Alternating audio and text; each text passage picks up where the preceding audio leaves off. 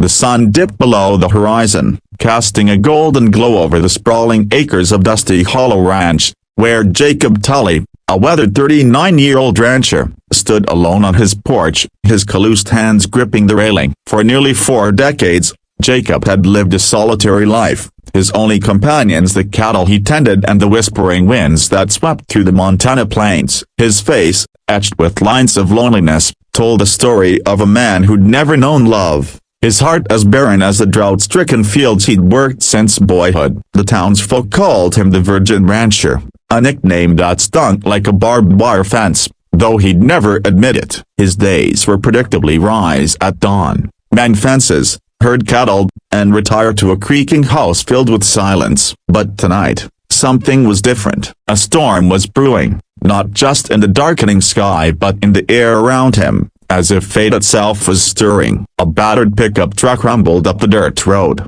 its headlights slicing through the dusk. Jacob squinted, his heart thumping with an unfamiliar mix of curiosity and dread. The truck stopped, and out stepped Eleanor Vance, a widow from the next town over, her hair streaked with silver, her eyes carrying the weight of loss. She'd come to ask for shelter, her own home flooded by a burst pipe. Jacob, tongue-tied and awkward, nodded, offering her the guest room. As thunder rumbled, Eleanor's presence filled the house with a warmth Jacob hadn't felt in years. They sat by the fire, her soft voice recounting stories of her late husband, while Jacob listened, his usual gruff demeanor softening. He didn't know why, but her laugh, her gentle touch on his arm, sparked something deep within him, a longing he'd buried long ago. The storm outside grew fiercer, rain pelting the windows, but inside, a different kind of electricity crackled. Eleanor's eyes met his, and for the first time, Jacob felt seen, not as the Virgin Rancher, but as a man. By midnight, as they talked into the early hours, Jacob realized this night might change everything, though he couldn't yet fathom how. The ever-broken bar at the event loomed like a shadow, a mystery yet to unfold, but for now, he was content to sit, to listen, to feel the stirrings of a heart long dormant. Morning broke with the hesitant sun, rays filtering through the storm's remnants, painting the ranch in hues of amber and hope. Jacob awoke to the scent of coffee, a foreign aroma in his Spartan kitchen. Eleanor was already up, her silhouette framed by the window, stirring a pot on the stove. She'd stayed the night, but instead of leaving at dawn as Jacob expected, she lingered, her presence both comforting and unsettling. He shuffled in, his boots scuffing the floor, unsure how to navigate this new rhythm. Over breakfast, Eleanor spoke of her life via her marriage cut short by tragedy, her days spent running a small bookstore, her love for poetry that Jacob, with his 8th grade education, barely grasped. Yet, he hung on her every word, her voice a melody he hadn't known he craved. She asked about his life, and for once, Jacob opened up, sharing tales of the ranch, his father's death, and the loneliness that clung to him like dust. Eleanor listened, her gaze steady, and Jacob felt a crack in the walls he'd built around his heart. Outside, the cattle lowed, reminding him of chores, but he couldn't tear himself away. Eleanor offered to help, and soon they were side by side, mending a fence under the wide Montana sky. Her laughter at his clumsy attempts to explain cattle breeds was like music, and Jacob found himself smiling, a rare occurrence. As the day wore on, they worked together, their hands brushing as they passed tools, each touch sending a jolt to Jacob's untested heart. By afternoon, a neighbor stopped by, eyeing Eleanor with curiosity, and Jacob felt a pang of protectiveness. The townsfolk would talk, he knew, but he didn't carry a knot yet. As evening approached, Eleanor mentioned leaving, but Jacob, emboldened by a courage he didn't know he possessed, asked her to stay another night. She agreed, her smile hinting at something unspoken. The ever-broken bar whispered in the back of Jacob's mind,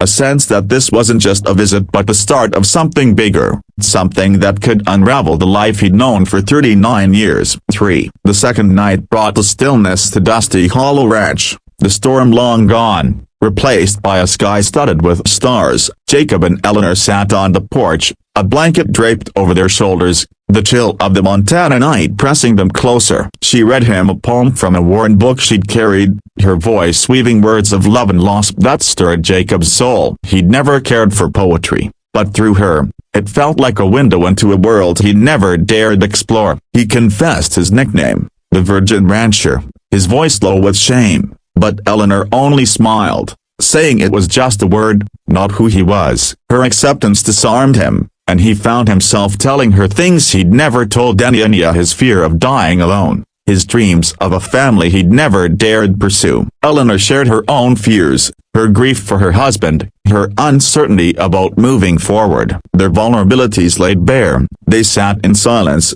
the night wrapping around them like a promise. Jacob's hand found hers, and she didn't pull away. The moment felt sacred, fragile, as if one wrong move could shatter it. Inside, they cooked dinner together, bumping into each other in the cramped kitchen, laughing at their clumsiness. Jacob felt alive, his heart racing with possibilities he'd never allowed himself to imagine. But as they cleared the dishes, a strange noise came from the barn, a low, guttural sound that wasn't cattle. Jacob grabbed his rifle, motioning for Eleanor to stay put, but she followed, her eyes sharp with determination. In the barn, they found nothing but shadows, yet the air felt heavy, as if something watched them. Jacob brushed it off, but Eleanor's face was tense, her hand gripping his arm. Back in the house, she admitted she'd felt a presence, something she couldn't explain. Jacob, practical to a fault, wanted to dismiss it, but the ever-broken bar of the event nagged at him,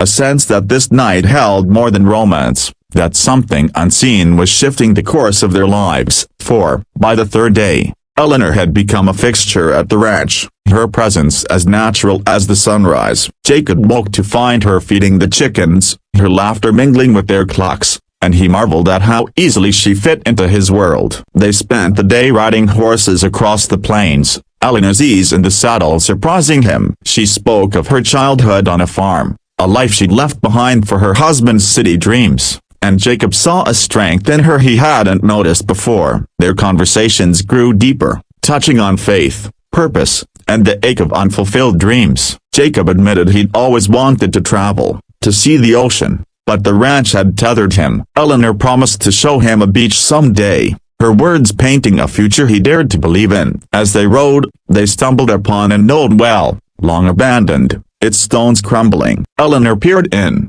her face clouding, and said she dreamed of a well the night before, one that held secrets. Jacob laughed it off, but her unease lingered. That evening, they sat by the fire, and Eleanor opened up about her husband's death, not an accident, as she'd implied, but a mystery she'd never solved. He'd been found near a well, his body cold, with no clear cause. The story chilled Jacob, stirring memories of his father's tales about the ranch's haunted past. He pushed the thoughts aside, focusing on Eleanor's warmth beside him. But as they slept, separate rooms but hearts entwined, Jacob dreamed of the well, of voices calling from its depths. He woke in a sweat, the ever-broken bar pulsing in his mind, no longer just a feeling but a warning. Eleanor was already up, staring out the window, her face pale. She'd heard the voices too, she said, and they weren't just dreams. Something was calling them, pulling them toward the well, and Jacob, despite his skepticism, felt the pull too, a force that could either bind them or break them. 5. The fourth day dawned with an eerie quiet. The ranch bathed in a fog that clung to the ground like a shroud. Jacob and Eleanor, now bound by shared dreams and unspoken fears, decided to investigate the well. Armed with flashlights and a rope, they approached it cautiously, the air growing colder with each step. Jacob's practical mind warred with the stories his father had told it, tales of settlers who'd vanished near this well, their fates whispered about in town. Eleanor's hand trembled as she held the flashlight, its beam swallowed by the well's darkness. They tied the rope to a nearby tree, and Jacob lowered himself in, his heart pounding not just from fear but from the weight of Eleanor's trust. The well's walls were slick, carved with strange symbols that seemed to pulse in the dim light. At the bottom, he found a small chamber, its floor littered with bone as an animal, he hoped, but among them was a locket, engraved with initials that matched Eleanor's husband's. He climbed out, showing it to her, and her face crumpled, tears mixing with the fog. The locket confirmed her worst fears. Her husband's death was tied to this place, to this ranch. They sat by the well, Eleanor recounting every detail she could remember, Jacob holding her as she wept. That discovery shifted something between them, their connection deepening through shared mystery. But the ever-broken bar, the event felt closer now, not just a moment but a revelation. That night, they pored over old records Jacob found in the attic, maps and journals from the ranch's first owners. The well, they learned, was a site of rituals, a place where settlers sought blessings but found only loss. Eleanor insisted they keep searching, her grief now laced with resolve. Jacob, torn between protecting her and uncovering the truth, agreed, knowing this path would change them both forever. 6. The fifth day brought a visitor, a sheriff Amos, a grizzled man who'd known Jacob's father. He'd heard Eleanor was staying at the ranch and came to check on her, his eyes narrowing at the sight of the locket. He warned them to leave the well alone, hinting at old town secrets better left buried. But Eleanor's determination was unshakable, and Jacob, now fiercely loyal, stood by her. They spent the day combing the ranch for clues, finding hidden carvings on barn beams that matched the well's symbols. Each discovery tightened the knot in Jacob's chest, but Eleanor's presence gave him courage. They talked of their futures, of what they wanted beyond the ranch, and Jacob admitted he could see a life with her, a confession that left him raw. She kissed him then, a soft, tentative kiss that felt like a vow. But the moment was shattered by another sound from the barn, louder this time, like footsteps. They found nothing, but the air was thick with unease. That night, Eleanor dreamed again, this time of her husband, his voice warning her to leave. She woke screaming, and Jacob held her, promising to protect her. They decided to confront the well's secrets head-on, planning to excavate its chamber. As they prepared, Jacob found an old letter in his father's desk, addressed to him, warning of the well's curse, a curse tied to loneliness, to hearts that dared to love. The ever-broken bar was no longer abstract, it was the well, the curse, the truth they were unearthing. Jacob and Eleanor, now partners in every sense, vowed to face it together, their bond a shield against the unknown. The ranch, once a place of solitude, was now a battleground, not just for answers but for the life they might build if they survived. 7. On the sixth day, Jacob and Eleanor enlisted help from a local historian, Martha, who knew the ranch's lore. She confirmed the well's dark history, rituals gone wrong, lives lost, a curse that fed on isolation. Martha warned them that uncovering the truth could awaken something, but Eleanor, driven by her husband's memory, pressed on. They spent hours digging around the well, unearthing more bones and artifacts, each piece a fragment of a story that chilled Jacob's blood. The symbols,